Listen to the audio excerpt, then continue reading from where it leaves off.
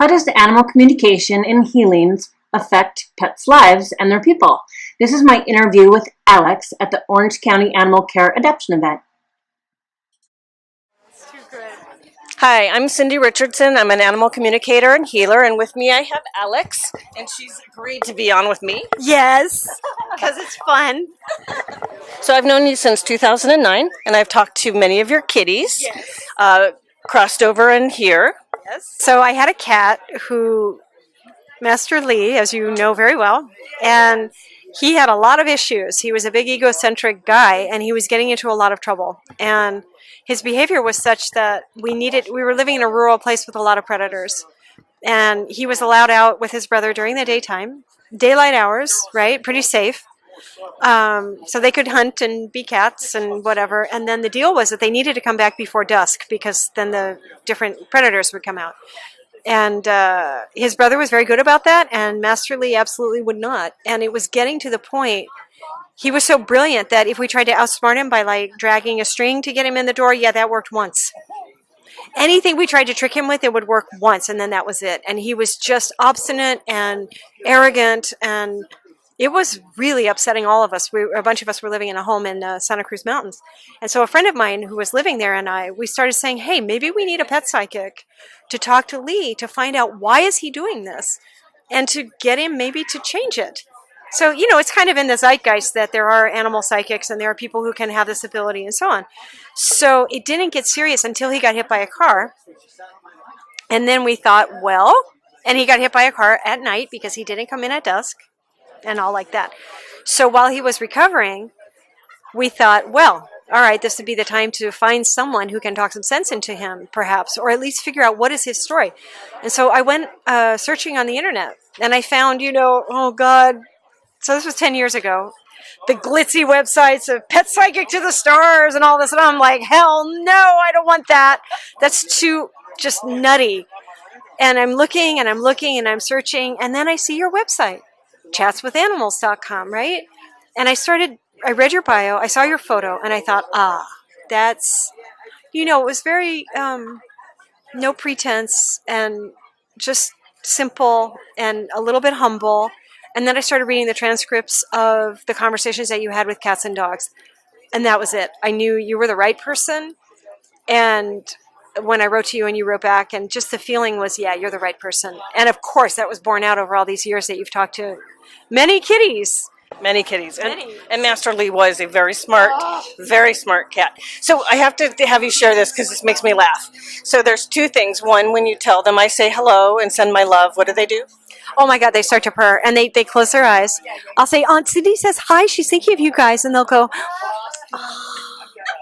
and they just start to purr. So it was Lee and his brother, Master P. And both of them, they talk to you all the time. And Lee's behavior, I have to say, totally changed as a result of it. I remember the first time you spoke with him, it was an hour-long knockdown, drag-out argument because that cat was brilliant.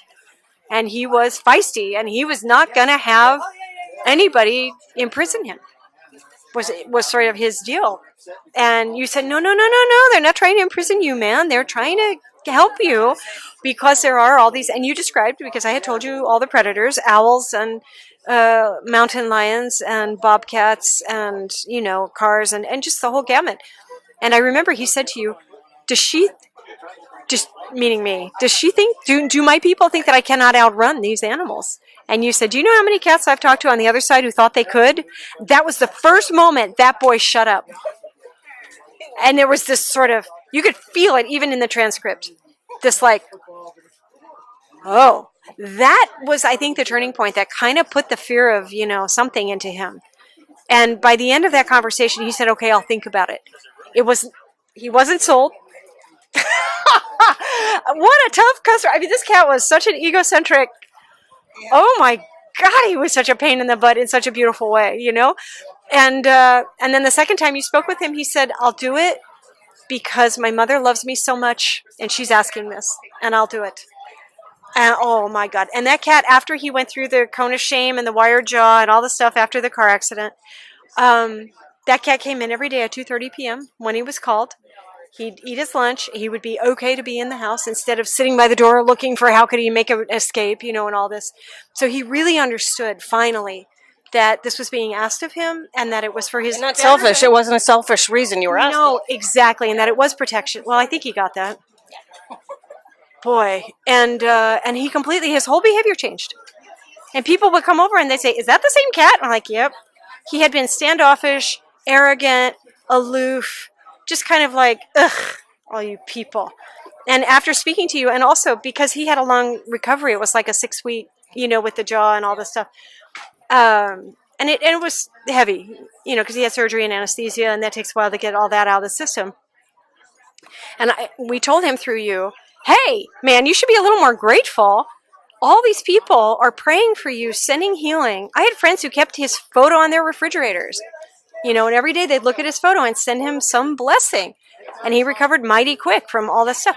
I said, you might want to be a little more grateful, meaning a little more social with all these people who come over and look at you, and you're being this, arrogant guy.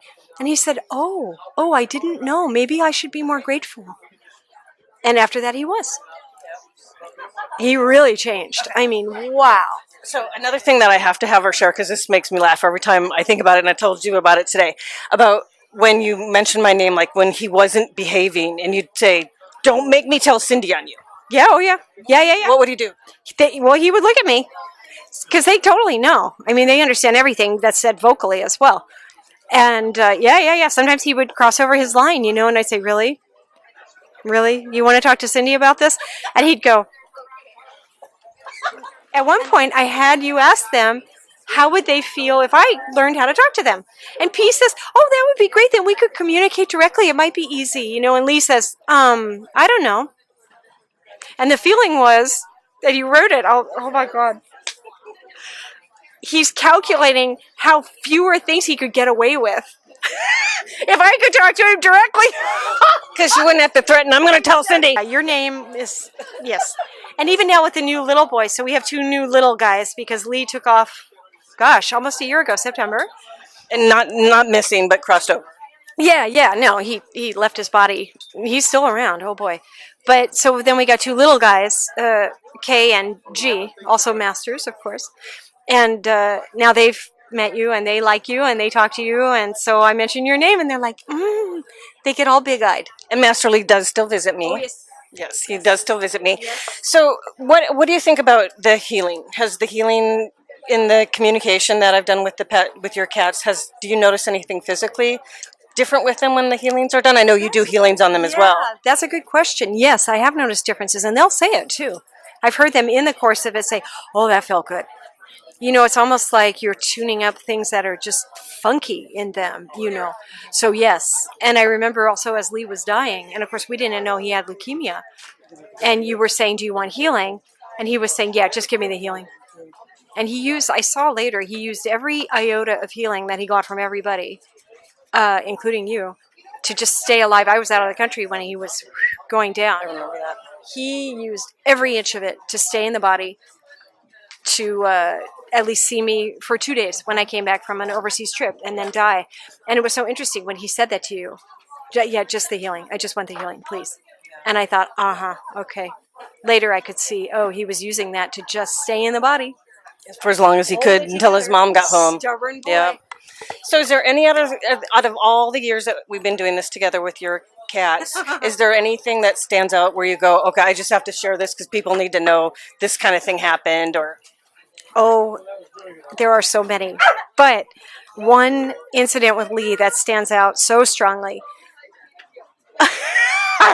Okay, so the setup was, Lee was a foodie. And, I mean, really, his food ruled his life. And time changes were so gnarly because, if his time for breakfast was 9 a.m., which is about when I'm starting to be functional maybe and wake up, he would start yelling for breakfast at 9 a.m. Well, on a time change, then it would flip to 8, oh my gosh. And then there'd be this time of like making it to 8:30 and then back to 9. He was relentless. We called him the squeaker of the house because he had a very high-pitched voice. And like, it would wake you out of a dead sleep. It would wake a dead person. And he wants his breakfast, right? Okay. So at a certain point, I wondered, why does he come shrieking every morning? And it was kind of like, man, enough already. And he got into the habit of starting about a half hour before food time. I was like, no, Mom, trying to sleep with this piercing voice, right? And so I had you talk to him. I had some crazy idea. If I've learned anything from animal communication, it's whatever we think is going on usually is not what's going on. And we don't know until someone talks to them. So I wanted you to say to him, to reassure him, hey man, you're going to get your breakfast. I thought maybe he's frightened that he's not going to get it, and he's trying to remind, and could you please not come barreling in with the loud-pitched, relentless yowling early in the morning? So you communicated this to him. And he said, oh, I'm not scared I'm not going to get it. I'm celebrating that I get my food. I love my breakfast. I'm celebrating that I get my breakfast.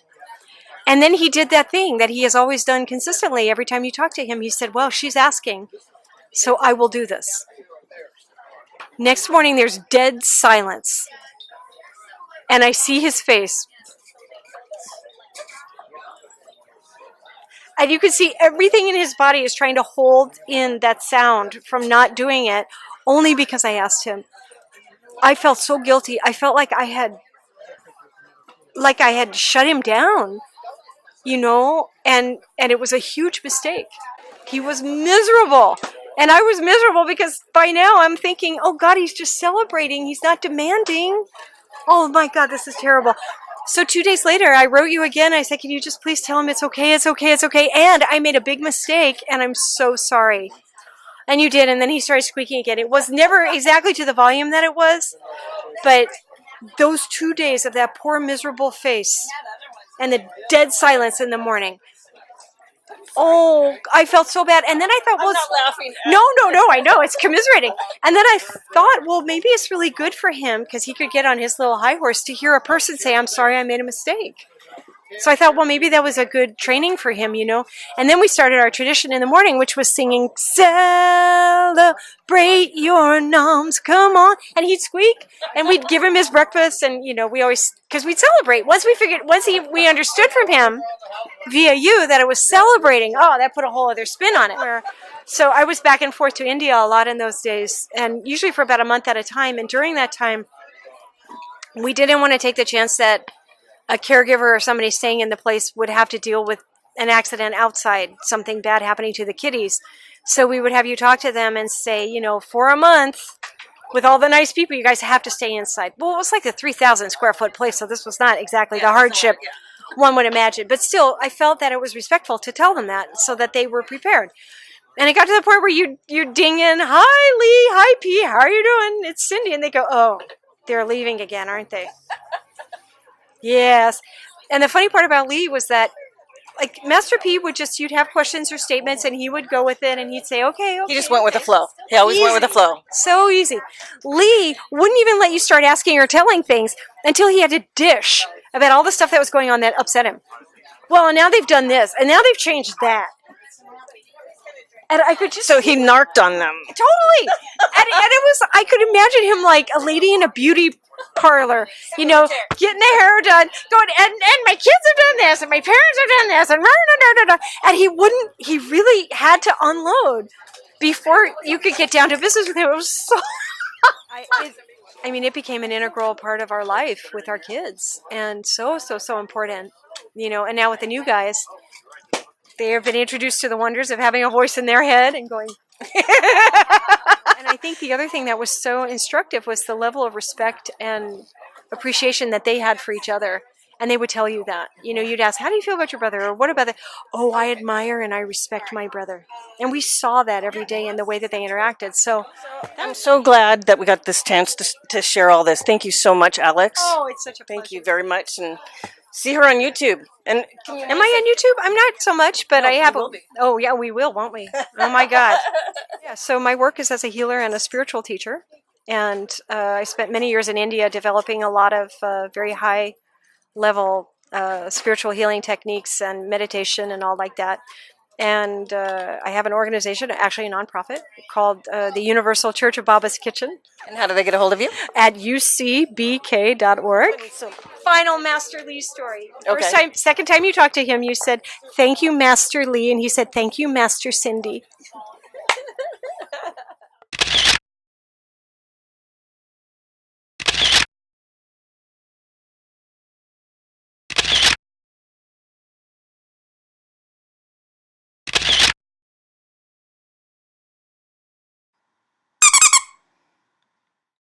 Please email out, like, share, subscribe, and repost away. Thank you.